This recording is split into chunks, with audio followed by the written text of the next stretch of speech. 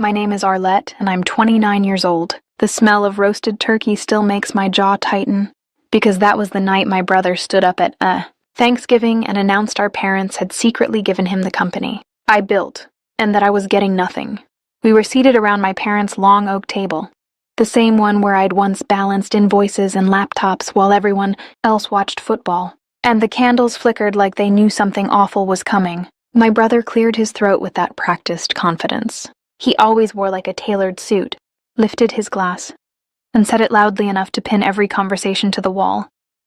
Before we eat, I just want to thank Mom and Dad for believing in me and officially handing me the company. And then, with a smile that cut, he added, Arlette won't be involved anymore. I felt heat rise behind my eyes. Not because I was surprised. Betrayal has a smell too. Metallic and familiar, but because the timing was surgical. Chosen to humiliate. My parents didn't look at me, not even when he said I was getting nothing, as if the word itself were a verdict already stamped. I built that company from a borrowed desk in a drafty studio, nights powered by cheap coffee and stubborn hope, while my brother was finding himself on my dime, and now he was standing there like a hero in a story he'd never written. I thought of the first client. I landed by promising a turnaround. I barely knew how to deliver. The contracts I negotiated with hands shaking under the table, the payroll weeks when I paid my team before myself because I couldn't bear to let them down, and all of it flashed through me. As my mother dabbed her lips with a napkin and my father studied, the grain of the wood as if it could absolve him. My brother kept talking, embellishing the narrative, saying our parents wanted stability, wanted a real leader, wanted someone who could take it to the next level. And I could hear the air in the room thin, forks hovering, relatives holding their breath. Because family dinners have a way of becoming trials without juries. My aunt's eyes flicked toward me, my cousin coughed, and the silence begged me to play my part, to shrink, to swallow it. Instead, I took a sip of wine, slow enough to feel the cool glass against my lips, and I tasted the courage I'd been hoarding for years, because that was the moment the words on the thumbnail of my life formed, themselves exactly as they would later be repeated. My brother stood up at Thanksgiving and announced our parents had secretly given him the company I built and that I was getting nothing. So I took a sip of wine, looked at my dad and said, "Should I tell them now, or do you want to?" The question landed like a dropped plate, shattering the careful story my brother was telling. And for the first time that night, my father looked at me. His eyes held the panic of a man who knows a locked drawer has just been rattled. He stammered something about timing, about family, about gratitude, but the room had shifted toward me, gravity recalibrated, and I could feel years of being the quiet one peel away. I remembered the emails I'd saved, the signatures I'd insisted on when my parents pushed me to keep it informal, the clauses I'd added late at night because I trusted paper more than promises. I remembered my brother's name missing from the documents when it mattered and mysteriously appearing when it didn't. And I understood then that their plan relied on my silence more than his speech. I didn't raise my voice, didn't need to, because calm can be louder than shouting, and I let the pause stretch until even the turkey seemed to cool. Then I asked again gently, "Should I tell them now, or do you want to?" My brother's smile wavered, the room leaned in, and in that held breath I felt something unfamiliar. Bloom control, because the truth, once invited, has a way of walking in without asking permission. And I knew that whatever happened next, the story would no longer be told about me without me in the room.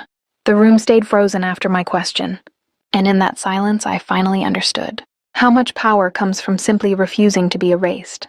My dad opened his mouth, closed it, then tried to laugh it off, but the laugh cracked, and my brother shifted his weight like a man realizing the ground under him wasn't solid anymore, while I set my glass down carefully and told them there were things everyone deserved to hear. Because this wasn't just about hurt feelings, it was about truth.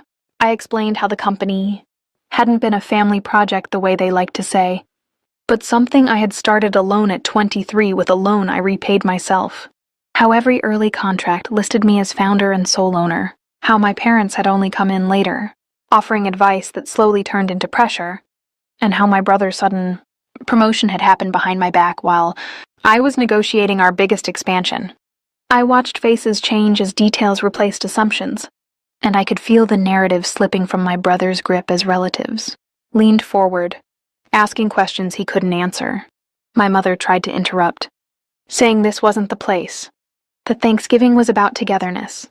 But I pointed out, still calm, still steady, that they had chosen this place, when they announced I was getting nothing, and that togetherness built on lies was just a prettier word for control.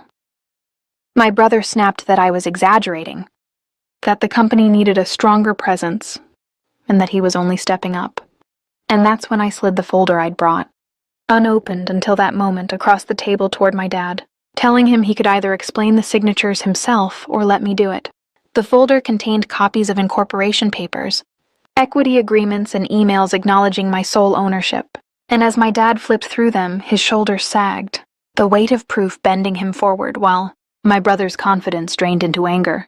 Someone gasped when they realized my brother had been named interim CEO without legal authority, and another relative murmured that this looked bad. Very bad. I didn't relish their discomfort, but I also didn't soften the truth. I said I had discovered the transfer attempt weeks earlier, had already consulted counsel, and had decided to wait until Thanksgiving only because I hoped they'd choose honesty before spectacle. But since they hadn't, I was done protecting feelings at the cost of my future. The argument erupted then, voices overlapping, accusations flying, my brother insisting he'd been promised everything since childhood, my parents pleading that they were just trying to keep peace, and me repeating again and again that peace without fairness is just silence enforced. Eventually, my uncle stood and told everyone to stop, reminding them that facts mattered more than pride. And in that pause, my dad finally admitted what he'd tried to hide, that the company was legally mine, that any attempt to give it away would fail, and that they'd hoped pressure would make me comply. Hearing it out loud felt like a door closing behind me, final and freeing, and I stood, thanked everyone for listening, and said I was leaving because the rest could be handled through lawyers, not leftovers. I walked out into the cold night with my coat half buttoned, heart racing but spine straight, and for the first time in years I felt light, like I'd set down a burden I didn't know I was carrying. The weeks that followed were messy, angry messages, forced apologies, and eventually silence, but the outcome was clear. My brother lost his illusion of inheritance. My parents lost the leverage they'd relied on, and I gained something more valuable than an apology, which was clarity. The company stabilized under leadership chosen for competence, not blood, and I learned that family loyalty doesn't mean accepting betrayal as tradition. When people ask me now if I regret speaking up at that table, I think back to the candles, the turkey, the way my voice didn't shake when I asked, "Should I tell them now? Or do you want to?" And I smile because that question changed everything. Not just for me, but for anyone watching, who's been told to be quiet for the sake of peace. If this story resonated with you, if you've ever been pushed aside, underestimated, or told you were getting nothing after giving everything, then stay with this channel. Subscribe now so you don't miss more real, powerful stories about standing up, reclaiming your worth, and watching the truth finally take the seat it deserves at the table.